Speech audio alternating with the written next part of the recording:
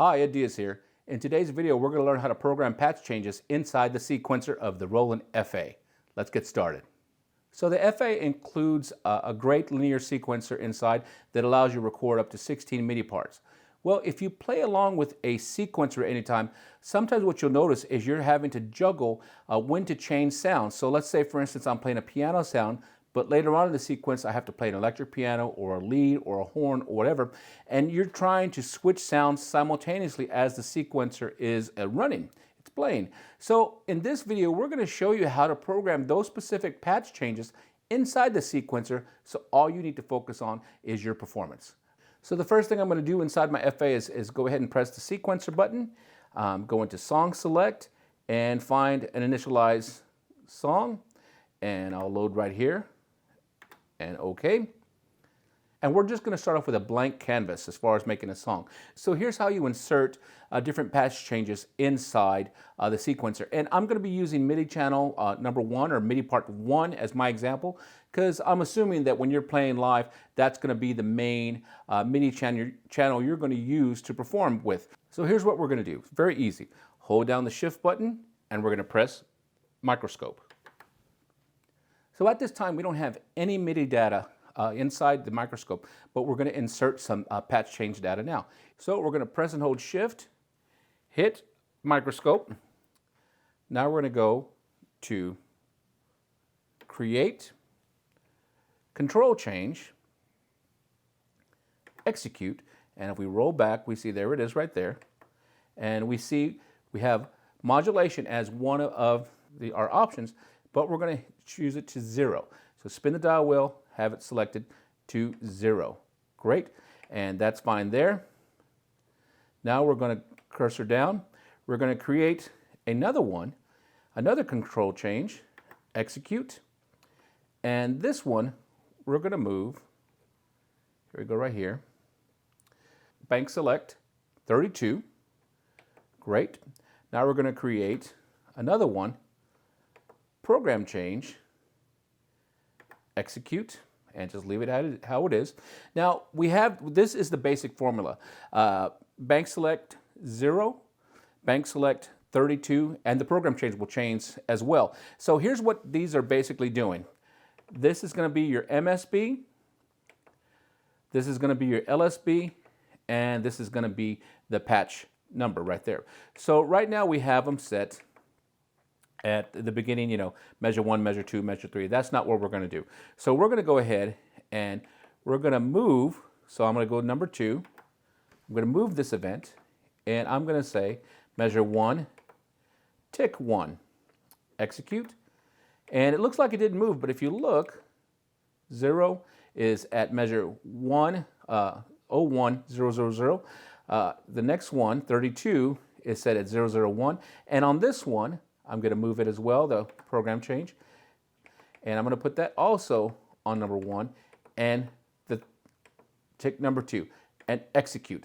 This is the basic template we're going to use right here. So remember, it's going to start off with bank select 0, bank select 32, and then program change. All right, so I have these here, and I'm going to go ahead and hold down my Shift button, and just like I would on a computer, highlight them all. And I'm going to copy. Great. And now let's copy this event, and I put it at the end of the sequence here. And I'm going to say, all right, paste. And I can choose where I want to put it. So let's put this in measure 3. Great. So now it's in measure 3. And now let's copy again. So hold down Shift, highlight those 3, press copy. Great. Go to the end of the data, end of the song, and paste, and I'm going to put it in measure 5 right here. So, or let's put it here. So, execute, and I might have to go in here and say, you know what, let's go ahead and move this to measure 5. Awesome. And then you just got to make sure, and I adjust the other ones to the appropriate numbers. So right here. Okay, so let's get out of here right now and just see how it looks inside the sequencer. So I'm going to go ahead and press sequence, and you see there, and I'll make sure loop is off. So if you look at the linear sequencer, you see we have 3 different program changes in here, but currently nothing is assigned to them. So now let's go back and let's assign the specific patch changes to them.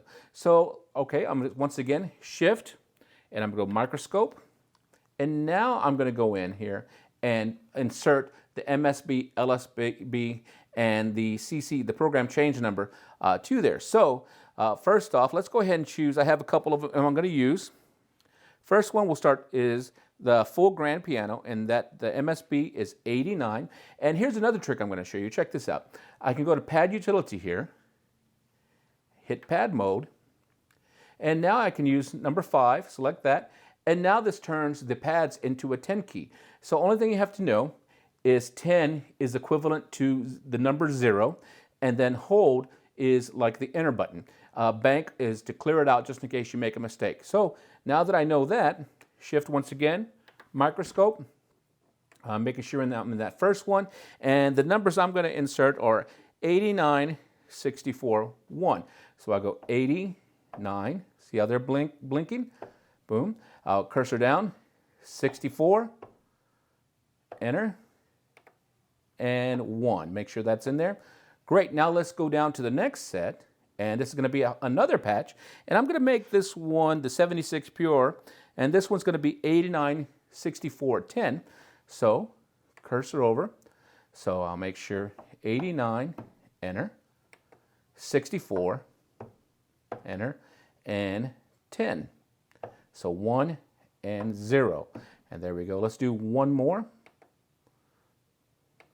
Oh, I see a little, I forgot to do something here. What did I forget? This is good. I'm glad we kind of seen this mistake. So when I was moving that stuff around, I didn't, they all went to measure 5, 1, 0, 0, 0. Well, let's correct this real quick. So we know that this one, 5, needs to be on tick 2, because that's the actual program change.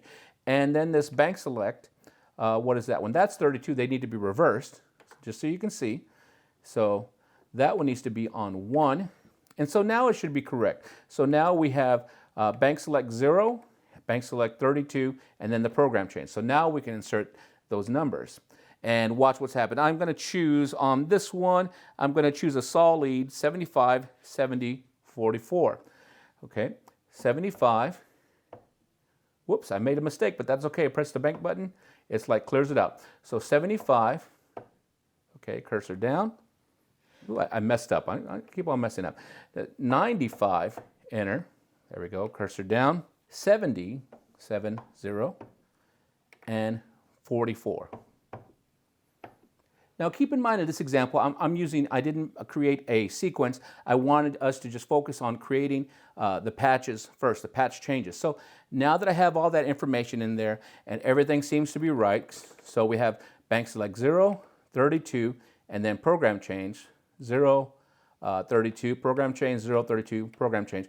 Let's go ahead and press the sequencer and watch what's going to happen on the screen, specifically right in that pad 1. Make sure loop is off just so we can see. And it's going to say, see how it changes right here? It's going to say piano. Let's press play. Piano. And let's wait for measure 3. It should kick in.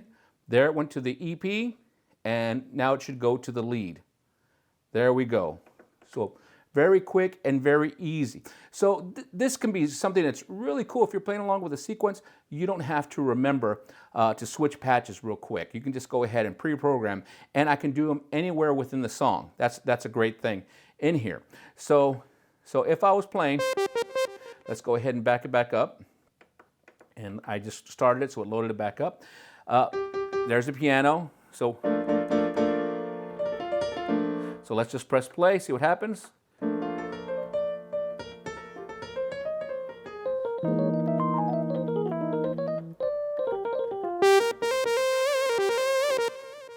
And so that quickly, as you can see, that's how you program patch changes inside the sequencer of the FA. So tell you what, here's a good assignment for you guys. Go ahead and take your sequence, create your intro, your verse 1, your bridge, your chorus, verse 2, and kind of experiment with changing sounds. Now, where did I get those numbers in here? So if you go to Roland.com and you find the FA, if you go into the support section, you can go ahead and download for free all the sounds. Now inside the sounds you're going to see here, it's going to show all the particular MIDI implementation numbers for them, specifically the MSB, LSB, and program change number.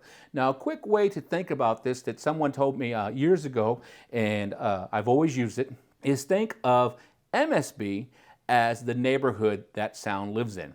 MSB is the neighborhood, and LSB is the street, and the program change number is the street number. Okay, so think about that. We have the neighborhood, we have the street, and then we have the actual house number where that sound is. So MSB, LSB, and a program change number right in there. So give this a shot at the house. I'm sure you're going to love it, and it's going to make it so all you have to do is focus on performance. You don't have to worry about what goes where and switching sounds on the fly real quick. So once again, this is pretty easy to do. Now in this example, we use just an internal sound, and we only use one of the MIDI parts, but technically we could go ahead and have this go across the keyboard, across that sequence. But for this example, let's just focus on one MIDI channel and one internal MIDI channel. That being said, you can also do this with external, provided you have the MSB, LSB, and program change number, but I will save that topic for another video in the very near future. All right, my name is Ed Diaz. I hope this helps you out. Take care, and we'll talk to you later.